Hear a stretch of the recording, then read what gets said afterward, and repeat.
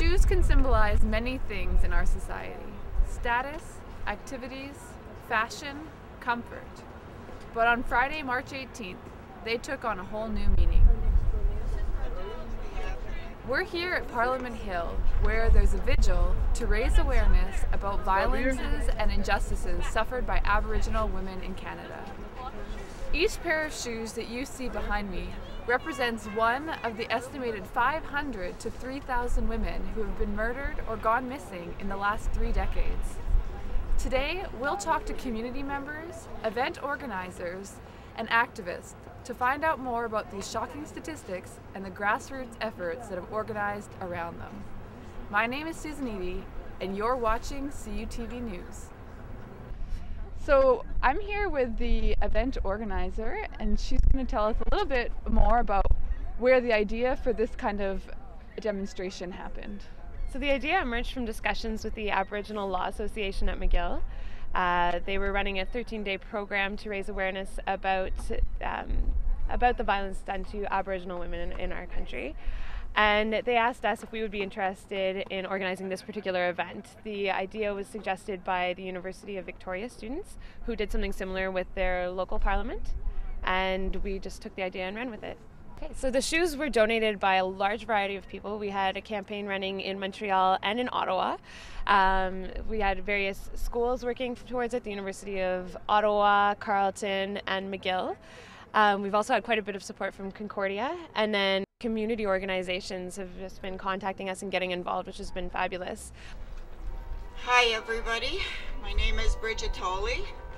I am an Algonquin grandmother and a member of the Kitigan, Zibi, and Anishinaabe located in Quebec. I would like to share with you my 9-year quest for justice.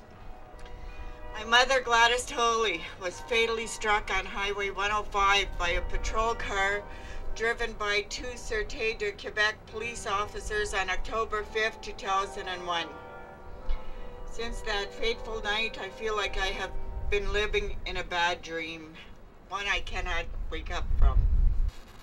In the days, months, and years following my mother's death, the police, who were supposed to be there to serve and protect us, were confrontational and refused to share information about the case or communicate with my family in English.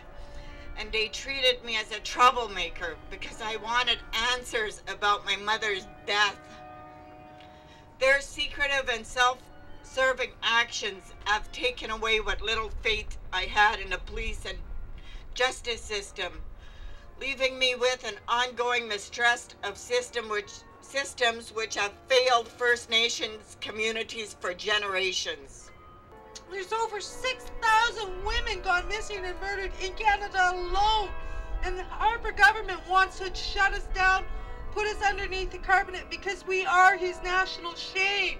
I want Stephen Harper out. I want a government that's going to fight for the women and the children of this country and fight and clean up the garbage in the backyard of Canada. And Aboriginal women are at once ignored and stereotyped and villainized. The dehumanization of Aboriginal women in particular has become apparent in the way society responds or does not respond to their victimization. We know that statistics clearly indicate that Aboriginal women and girls face disproportionate rates of violence: intimate partner homicide, violence by strangers, sexual assault, physical violence. But for some reason, this population has still not been embraced by Canadians as worthy of our time, our energy, our empathy, our resources.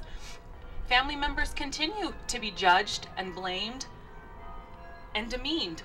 Negative judgments continue to be made and shifted about the women themselves, while often the offender's guilt or responsibility is erased or minimized. I see the shoes and I think of that slogan, walk a mile in her shoes.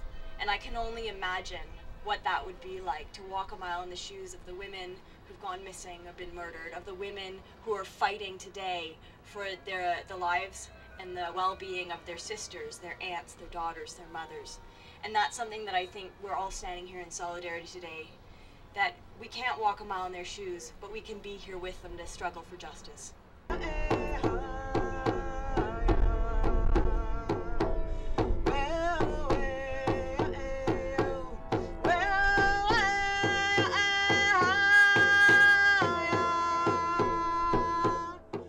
in our shoes because every day's a fight for us. You guys, people think we're strong. It's a battle for us. It's a fight for our life, our struggle, and to be a voice for our loved one. Because if we're not their voice, who's going to be our loved one's voice? The message is we need changes now. The violence against Aboriginal women is unacceptable.